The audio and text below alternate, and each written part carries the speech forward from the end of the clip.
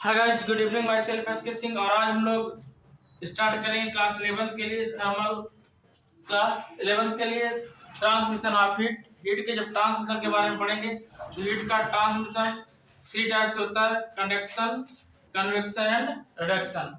Conduction क्या होता है? जब हीट का ट्रांसमिशन इस टाइप से होता है कि हीट ट्रांसफर हो फर्स्ट एंड से सेकेंड एंड की ओर, ठीक है ना। और हीट का जब ट्रांसमिशन हो उस कंडीशन में हीट ट्रांसफर हो बट पार्टिकल ट्रांसफर ना हो, ठीक है ना। हीट ट्रांसफर हो पर पार्टिकल ट्रांसफर ना हो। सपोज करो ये आयरन की राड है, आयरन की राड को एक वन एंड से आप हीट अप करेंगे तो स्लोली स्लोली सेकेंड एंड क्या हो जाएगा, हीट अप हो जाएगा, ठीक है ना। इसको बोलते हैं कंडक्शन।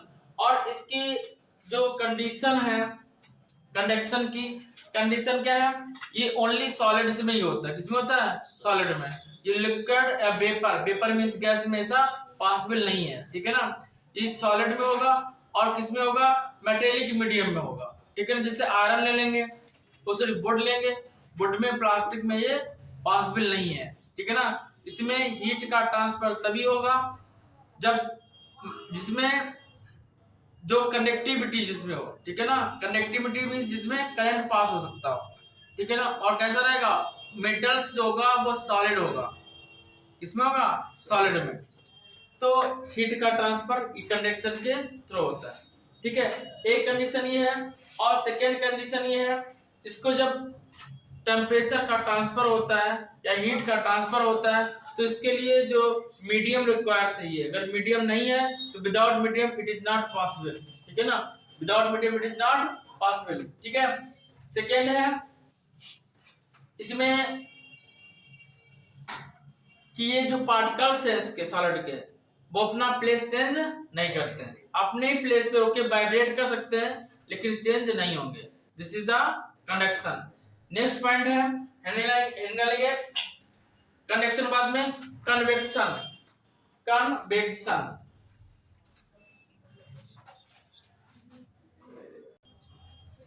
तो बच्चा नेक्स्ट है कन्वेक्शन। कंडक्शन हो गया। सेकेंड है कन्वेक्शन। कन्वेक्शन में क्या होता है? कन्वेक्शन में हीट इस टाइप से, समझ लीजिएगा, बस आपको लिखना नहीं है। कन्वेक्शन में हीट इस प्रकार से ट्रांसफर होती है, इसमें हीट ट्रांसफर नहीं होती है, पार्टिकल ही ट्रांसफर हो जाता है। जैसे आपने क्या किया कि एक केतली ली और इसमें लिक्विड फिलअप कर दिया, सपोज किया इसमें वाटर फिलअप किया, ठीक है ना। जब इसमें वाटर को हीटअप कराएंगे बाय लैंप के थ्रू तो क्या होगा कि जो हॉट वाटर होता है लिक्विड का वो ऊपर आ जाता है और जो कोल्ड वाटर होता है वो वाटर में पहुंचता है। ऐसा आप प्रैक्टिकली कैसे थिंक कर सकते हैं? देखिएगा, जो हॉट वाटर हो जाता है, जो इतना हॉट हो जाता है 100 डिग्री सेल्सियस से अबव हो जाता है, वो वेपर बन के उड़ जाता है। तो उड़ता वही है जिसका टेम्परेचर बहुत हॉट होता है, ठीक है ना, जिसका टेम्परेचर मैक्सिमम होता है। और जो कोल्ड वाटर होता है वो कहाँ जाएगा? नीचे आ जाएगा, बॉटम पे। कोल्ड वाटर की डेंसिटी हाई होगी और हॉट वाटर की डेंसिटी लो होगी, इसीलिए हॉट वाटर ऊपर आ जाता है। इसीलिए जब भी वाटर को बॉइलिंग कराते हैं तो आप लोग देखते हैं कि ऊपर नीचे बुलबुलाहट की आवाज आती है, ठीक है ना। क्योंकि जो बॉटम का वाटर होता है, लिक्विड होता है, वो ऊपर आता है और ऊपर का लिक्विड बॉटम में पहुंचता है। तो ये कंडीशन होती है कन्वेक्शन में, ठीक है ना। कंडक्शन, कन्वेक्शन और लास्ट है रिडक्शन। ठीक है, लास्ट क्या है? रिडक्शन। तो डालेगा रिडक्शन, डालेंगे रिडक्शन। अब रिडक्शन क्या है? थर्ड है रेडिएशन। इसमें क्या है? इसमें हीट का ट्रांसफर इस टाइप से होता है, पहले समझ लीजिएगा। रेडिएशन, इसमें हीट का ट्रांसफर इस टाइप से होता है कि इसमें मीडियम की नीड नहीं होती है। देखिए, कंडक्शन और कन्वेक्शन दोनों में मीडियम की रिक्वायर होती है, विदाउट मीडियम ये पॉसिबल नहीं है। लेकिन रेडिएशन है, इसमें विदाउट मीडियम, जैसे सन से हीट या लाइट अर्थ तक आती है, धूप निकलती है, ठीक है ना। तो क्या होता है कि मिडिल में जब स्पेस में तो कोई मीडियम नहीं होता है, फिर भी लाइट नीचे तक आती है, हीट नीचे तक आता है, ठीक है ना। तो जो रिडक्शन होता है, रेडिएशन होता है, रिडक्शन भी रेडिएशन, रिडक्शन होता है उसमें हीट का ट्रांसफर इस टाइप से होता है, इसमें मीडियम की रिक्वायरमेंट नहीं होती, ठीक है ना, इसकी रिक्वायरमेंट नहीं होती है, मीडियम की रिक्वायरमेंट नहीं होती है। जैसे जो बल्ब होता है, इलेक्ट्रिक बल्ब होता है, इलेक्ट्रिक बल्ब के इनसाइड में क्या होता है, वैक्यूम क्रिएट होता है, तभी वो टंगस्टन का जो कॉइल्स होता है, इसीलिए फिलामेंट ग्लो करता है, क्योंकि वहाँ पे वैक्यूम होता है। यदि एयर हो जाए तो वो जो फिलामेंट होता है टंगस्टन का, वो ब्रेक हो जाएगा। जैसे आप लोग देखे होंगे जो हीटर की कॉइल्स होती है, ठीक है ना, हीटर की कॉइल क्या करती है,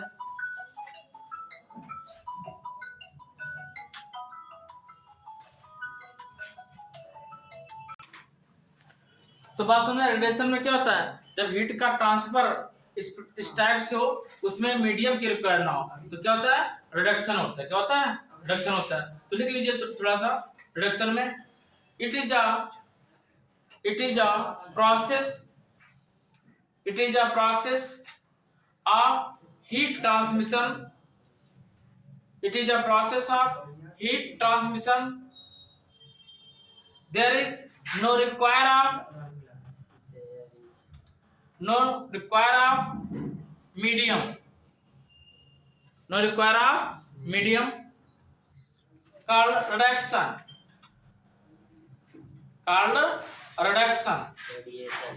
reduction या रेडिएशन दोनों लिख सकते हैं। पॉइंट आया हमारे पास स्टेडी स्टेट क्या है।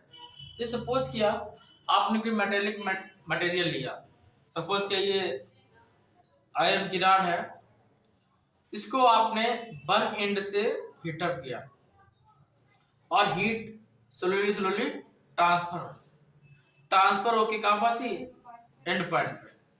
और ये पार्टिकल वुड का नहीं समझिएगा, ये आयरन समझिएगा, ठीक है ना, मेटल का है ये, हमने कहा मेटल मटेरियल होना चाहिए। जब ये हीट ट्रांसफर होके लास्ट तक पहुंचेगी, ये हीट एब्जॉर्ब करती रहेगी। कब तक एब्जॉर्ब करेगी, जब तक ये रेड ना हो जाए। जैसे इसका कलर रेडिश हो जाएगा, उसके ऊपर अगर हम टेम्परेचर इसको प्रोवाइड कराएंगे तो ये हीट इमिट करेगी। क्या करेगी, हीट इमिट करेगी, रेडिएट करेगी, ये एब्जॉर्ब नहीं करेगी। तो वो पोजीशन जिसपे कोई बॉडी हीट एब्जॉर्ब करना बंद कर दे और इमिट करना स्टार्ट कर दे, उस कंडीशन को स्टडी स्टेट बोलते हैं। क्या बोलते हैं, स्टडी स्टेट, ठीक है ना, स्टडी स्टेट। इसके बाद में इसी में एक और पॉइंट है isothermal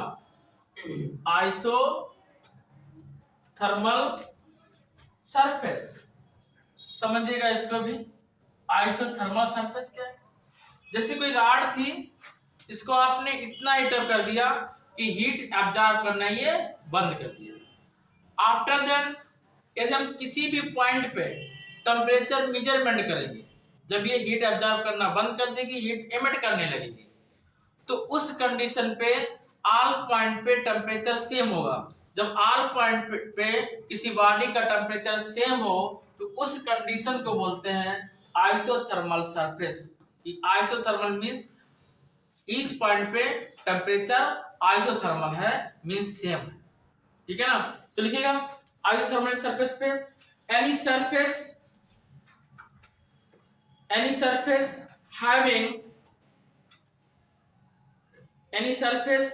having all points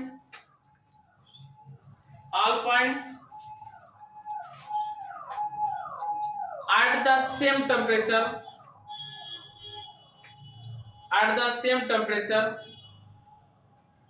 called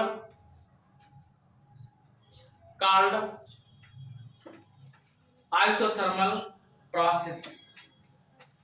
अब नेक्स्ट है हमारे पास टेम्परेचर ग्रेडियंट। नेक्स्ट हेडिंग है, नेक्स्ट है हमारे पास टेम्परेचर ग्रेडियंट। टेम्परेचर ग्रेडियंट क्या है पहले समझिए बच्चा। तो एक रॉड ली, रॉड को हीटअप किया, तो यहाँ से हीटअप किया इस पॉइंट से, तो इस इनिशियल टेम्परेचर θ1 और फाइनल टेम्परेचर θ2, और इसके मिडिल में किसी स्मॉल पॉइंट के लिए इसी स्मॉल पॉइंट पे मेजरमेंट किया कि टेम्परेचर में डिफरेंस कितना है, डी थीटा। क्या बोलेंगे, डी थीटा। तो डिस्टेंस टोटल एल थी, तो क्या ले लिए, डीएक्स लिए। तो डिफिनेशन हुई the rate of change of temperature with distance between two isothermal surface is called temperature gradient. देखो क्या करा, rate of change of temperature delta theta upon delta x. बच्चा ध्यान दो इधर, टेम्परेचर ग्रेडियंट क्या होता है, दो डिस्टेंस के बीच में एंगल में डिफरेंस।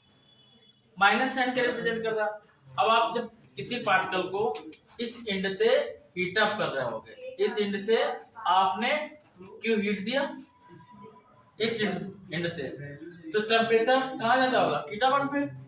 और जब भी आप डेल्टा थीटा फाइंड करेंगे तो हम लोग क्या करते हैं, theta two minus theta one. क्या फाइंड करेंगे, theta two minus theta one. और आपको पता है टेम्परेचर हायर किसका होगा, थीटा वन का, और लोअर किसका होगा, थीटा टू का। तो theta two minus theta one करेंगे तो डेल्टा थीटा ऑलवेज किस में आएगा, माइनस में। किसमें आएगा बेटा, डेल्टा थीटा ऑलवेज माइनस में आएगा।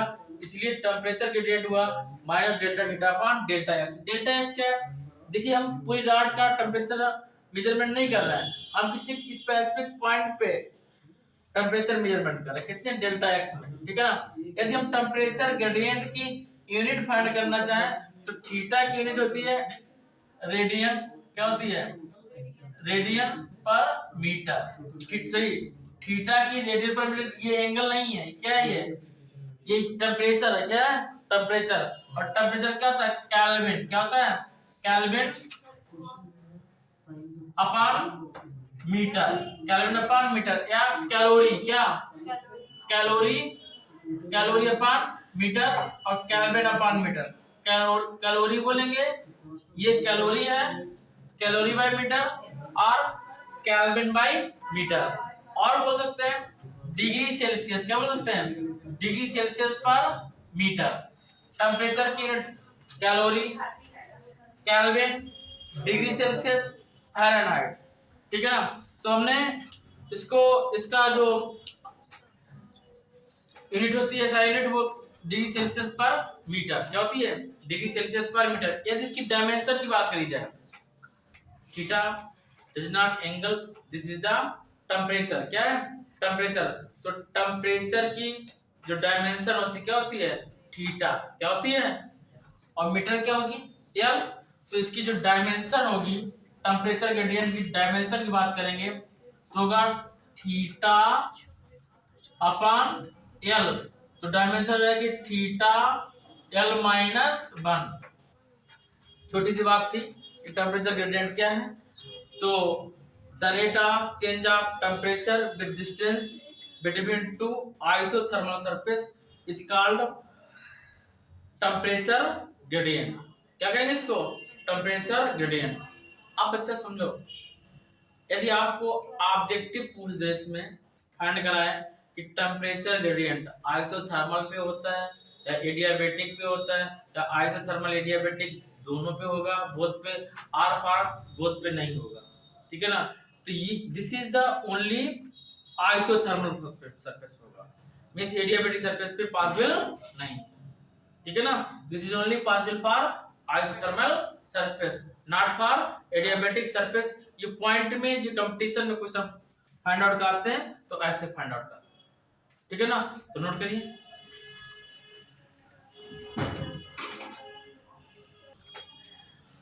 तो बच्चा नेक्स्ट है law of thermal conductivity. Thermal conductivity क्या है, हम थर्मल कंडक्टिविटी के बारे में समझेंगे, पढ़ेंगे। देखिए थर्मल कंडक्टिविटी क्या है, देखिएगा एक रॉड कंसीडर किया और रॉड का first and theta 1, second and theta 2, और इनके बीच की जो डिस्टेंस है L है, और रॉड का जो सरफेस एरिया है वो क्या है, A। रॉड का सरफेस एरिया क्या है, A है। हमें फाइंड करना है कि थर्मल कंडक्टिविटी क्या है जब इसको Q हीट प्रोवाइड कराएंगे। कितनी प्रोवाइड कराएंगे, Q हीट प्रोवाइड कराएंगे। तो बच्चा आज के लिए इतना ही, class time is over. Next day हम इसको, इस टॉपिक को कंप्लीट करेंगे। मिलते हैं नेक्स्ट डे नेक्स्ट वीडियो के साथ, तब तक के लिए जय हिंद। जय श्री राम।